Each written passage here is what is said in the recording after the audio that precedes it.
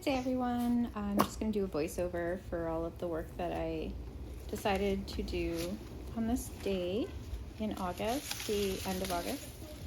So I'm going to take a little chunk out of my Black-Eyed Susan Rudbeckia, and I'm using my Hori Hori knife to just cut away at some of the runners that led to the main plant and take off a couple side shoots. And I'm just going to bring them for underneath the sand cherry tree. I used to have this really tall, or rather leggy, Artemisia here, but it would just fall on top of the shorter flowers and shrubs in the front there, and I really didn't like it. It just only looks good for, you know, the first couple of weeks, and then it just starts to look scraggly. So I got rid of it, and I decided I wanted some of this color of yellow. So hopefully that'll spread out and look a little bit more even. I also have some Bee Balm Renarda in there as well that flowers pink, but only briefly.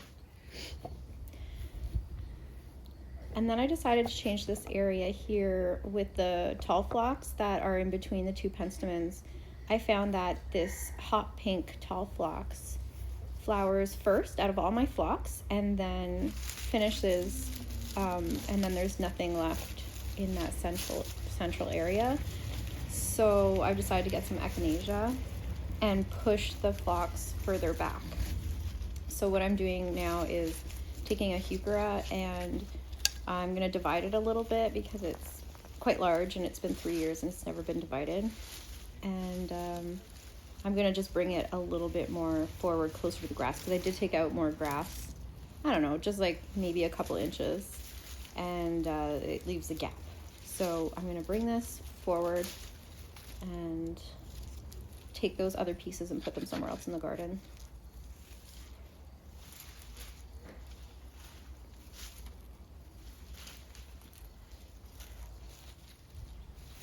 So I've taken those other pieces and I've decided to put them underneath the Ivory Halo dogwood, because when that dogwood does not have any leaves on it, then there's just a lot of, you know, soil underneath that it doesn't show anything. So a ground cover is nice to have. And I have some lime heuchera there as well, and I think the contrast will look really nice. It's kind of like exactly where I sit on my swing, so I wanted to have something pretty there instead of always having to weed, basically. So they're a little small and scraggly right now, but they'll like it there, I think.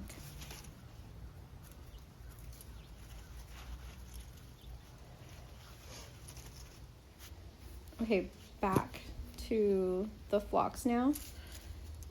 So since it's pretty much done, there's only a few blooms left, I was like, okay, let's just cut it back, cut it down so that it's easier to move. And again, I'm only moving it a couple inches back to make room for something a little bit shorter in front of it, and that will be some echinacea.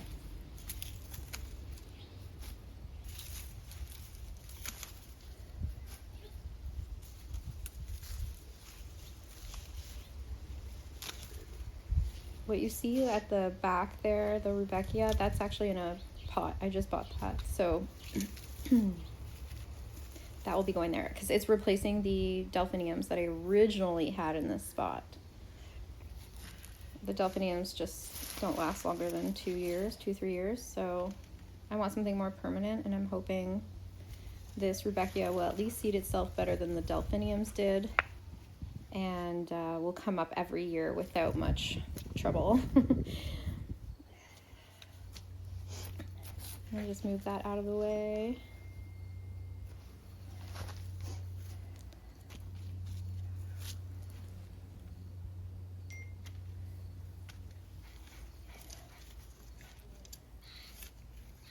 Oh yeah, and I could totally just use a shovel to dig holes, but I find the Hori knife, like, it slices through clay soil pretty easily, and I don't know, when I'm getting into like tight spots like that where I'm really surrounded by plants, I find that a hand tool is simpler, I guess.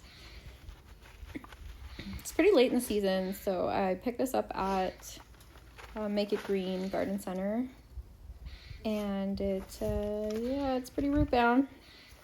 So I'm just removing the tag, and then I'm just going to cut up the roots, or pull them apart, I guess, just so that they know to root out into the soil instead of just wrapping around and around and around the root ball.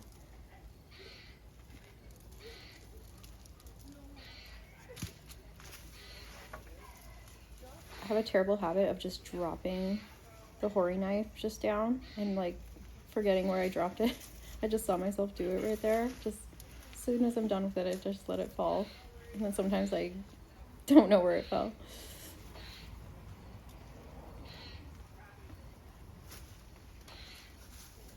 That looks so cute.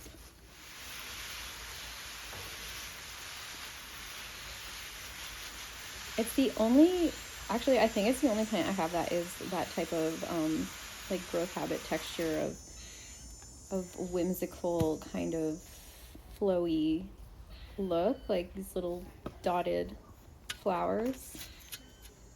I should get more. There's other kinds of perennials that are kind of like that. I should get more of that. It's cute. It's different.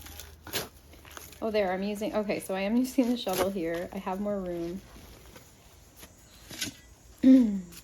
And it's quite a large root ball on this phlox. I've decided to split it. So I'm shaking off the soil first, and then I'm going to try to split it in 3.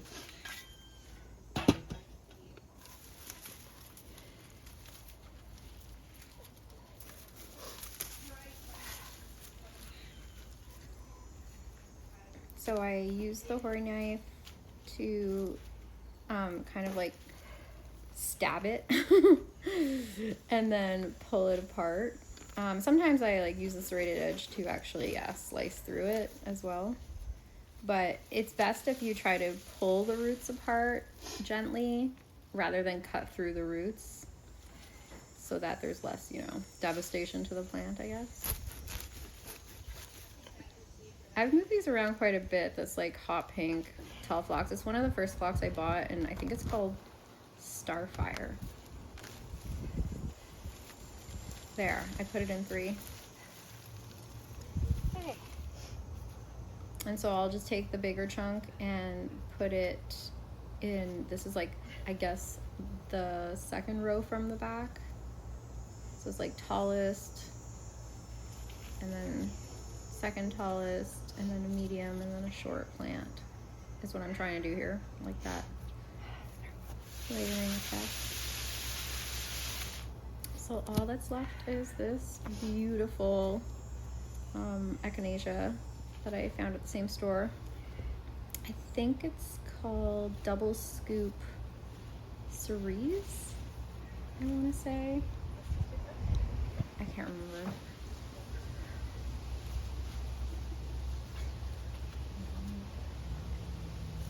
Every time I buy a new plant, I don't keep the tags because then I'd have so many tags, but I do make a Pinterest board to remember all the names.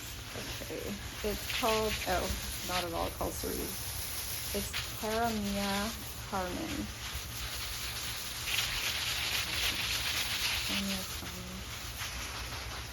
And then I have, you can see in the container on the right from it, there's another echinacea that I'm also going to be planting. And that one is called Pumpkin Pie. So cute. It's got like that orangey look, that orangey coral look, which I think is my favorite color. Anyway, so yeah, the rest of the video is just me planting that in and cleaning it up around there. And now, instead of having no blooms at this time of year, I have the Rudbeckia, the 2 echinacea, and then that tall purpley phlox on the right, or right behind me. And so there's lots. And that's all I'm doing is every year, you know, I look through the garden and I see if something's missing and where can I move things so that every part of the garden has something interesting to look at every time, like every week of the summer. Spring, I guess, and summer. I'm not so concerned with the fall because that's when I start school back up and I'm just not in the backyard as much anymore. So I'm okay with relying on the foliage color of all of my plants, and if there's no blooms, I'm okay with that. Like, I don't really buy a lot of blooming fall perennials besides the echinacea, which last a really long time, I find. All right, so thank you for watching my update, and the video that comes after this is actual August tour. Till next time.